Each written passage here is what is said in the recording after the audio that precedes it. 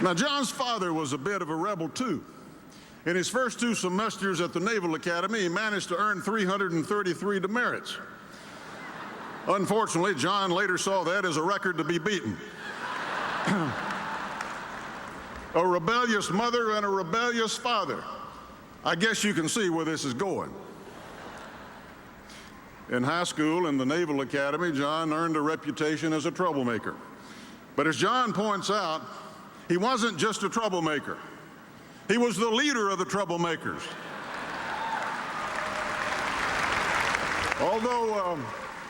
Although loaded with demerits like his father, John was principled even in rebellion.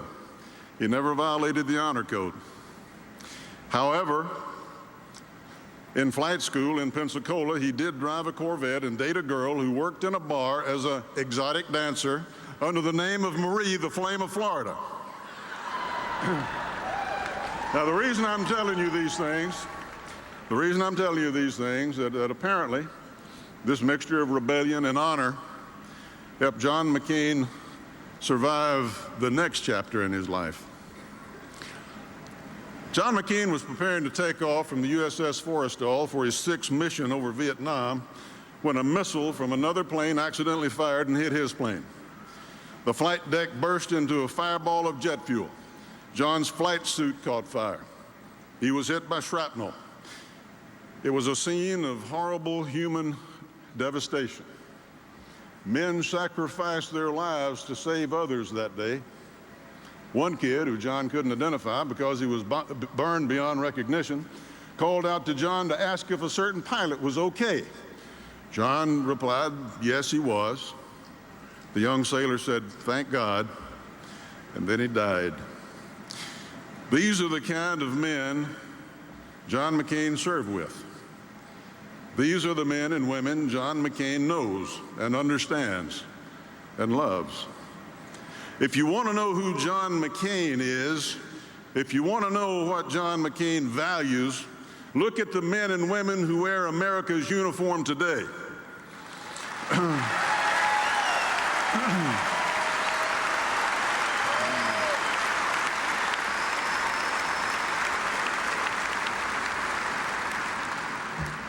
The fire on the Forrestal burned for 2 days.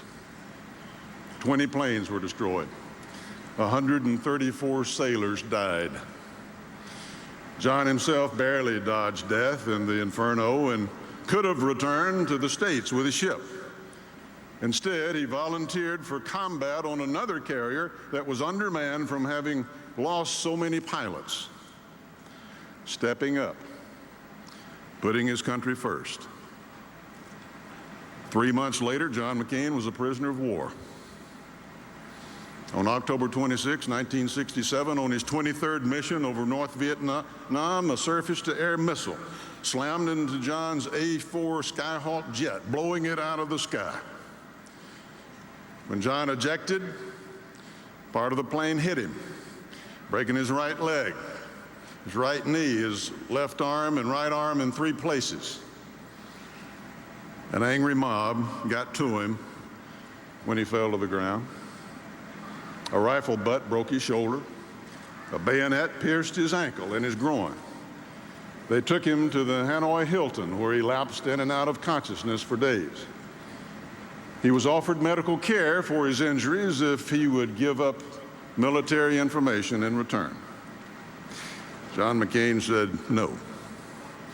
After days of neglect, covered in grime, lying in his own waste in a filthy room, a doctor attempted to set John's right arm without success and without anesthesia.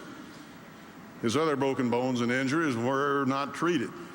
John developed a high fever and dysentery. He weighed barely 100 pounds. Expecting him to die, his captors placed him in a cell with 2 other POWs who also expected him to die. But with their help, John McCain fought on. He persevered. So then they put him in solitary confinement for over 2 years. Isolation, incredible heat, beating on a tin roof, a light bulb in his cell burning 24 hours a day. boarded up cell windows blocking any breath of fresh air, the oppressive heat causing balls the size of baseballs under his arms, the outside world limited to what he could see through a crack in the door. We hear a lot of talk about hope these days. John McCain knows about hope. That's all he had. For propaganda purposes, his captors offered to let him go home. John McCain refused. He refused to leave ahead of men who had been there longer. He refused to abandon his conscience and his honor, even for his freedom. He refused, even though his captors warned him, "It will be very bad for you."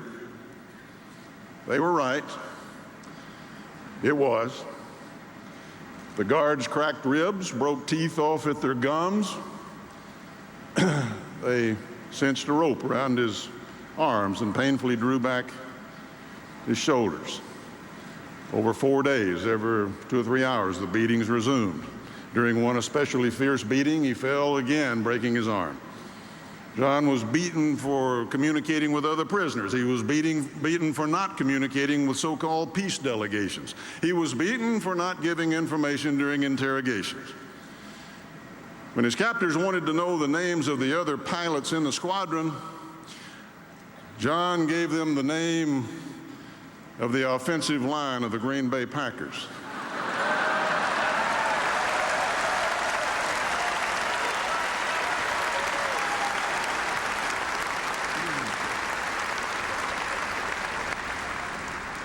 Whenever John was returned to his cell, walking if he could, dragged if he couldn't, as he passed his other fellow POWs, he would often call out to them. He'd smile, give them a thumbs up.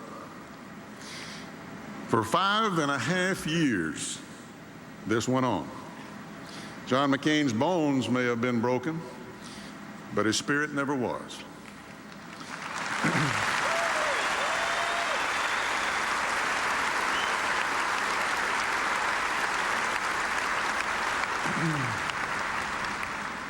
Now, being a POW doesn't qualify anyone to be president.